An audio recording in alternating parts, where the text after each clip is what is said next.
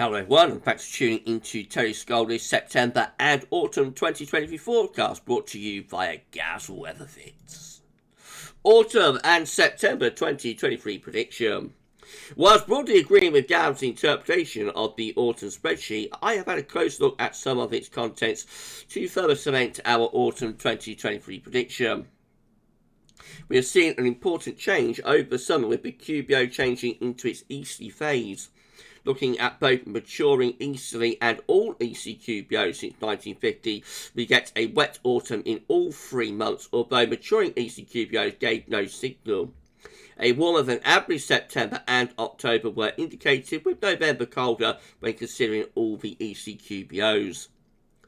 The current phase of the solar cycle came up with a similar result, with the odd number ones such as at present making September the warmest month, October close to normal and no signal for November. Taking both the odd and even years into account, there was a stronger signal for a cold November, and in all cases all autumn months were wetter than average.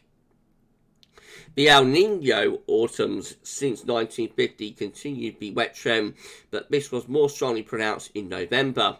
But the Novembers tended to be milder, with September and October cooler, particularly September. When we added easterly QBO into the equation, a cooler September and wet November were even more pronounced. There has been some talk about a possible cold December or November following warm or hot Junes. This was too studied, and out of the 11 warm Junes since 1956 were followed by a cold December, although not in recent years. This rings a few alarm bells and is a forecasting headache due to the current state of global warming. However, all 6 Decembers were either loosely or connected to the double sunspot approximately 22 to 23 year hail cycle, which is not a hail year but could be loosely connected to the winter of 1978-1979, 44 years afterwards. But this will be more of a problem for the winter rather than autumn forecast, although food for thought as I turn to the current relevant solar lunar years.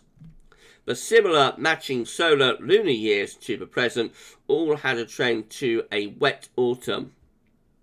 The Septembers were warm, but both October and November saw below average temperatures more pronounced.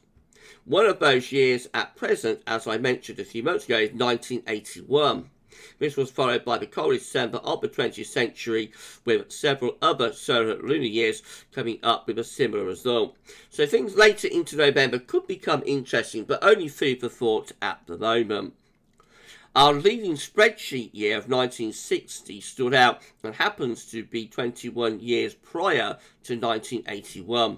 This too was a cold December, but not unduly so. 2023 is 42 years after 1981, making this a loosely connected hail year, but with no cold Decembers in recent years in this respect, we have a major spanner in the works. So nothing, despite what you have read in some silly newspaper stories, is at the moment clear-cut, but certainly worthy of mention at this stage.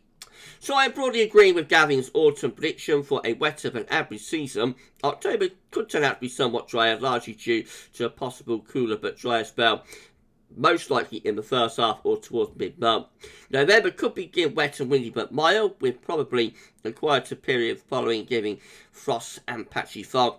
Unsettled conditions should then return from the west or northwest, bringing colder snaps and perhaps something more interesting and colder still towards the end of the month. But as I said earlier, food for thought at present. Although we are expecting a wetter than normal autumn, much of the first half of September should be dry under the influence of high pressure. This is in line with the current model predictions and also a couple of close matching solar lunar years, both of which were followed by an unsettled second half. While the first half looks mainly dry with some warm, even very warm, sunny days, there will be some showers, especially in the south. These seen most likely into the second week and could be heavy and funky locally around or just after the 10th. Winds generally should be light, allowing for mist and patchy fog to form at times overnight, with temperatures mostly above normal.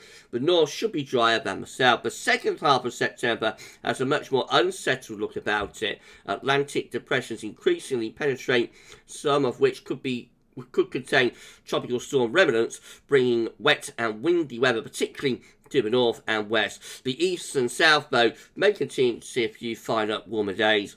Later in the month, we could end up with a north-south split. The north continues to be breezy with occasional rain, while the south, although not entirely settled, is somewhat dry and brighter. All parts may end up chillier than of late. Temperatures are expected to be above normal, especially in the east and south. Rainfall totals should be close to average, with a wetter second half compensating by a somewhat drier first half. Relative to normal, the east and south should be drier than the north and west. Amounts of sunshine should end up somewhat above normal, especially in the south, with the north and west closer to average. As ever, keep smiling. Terry Scholey, 31st of August, 2023. If you'd like to see more forecasts from Terry and from Gav, please consider subscribing to our channel.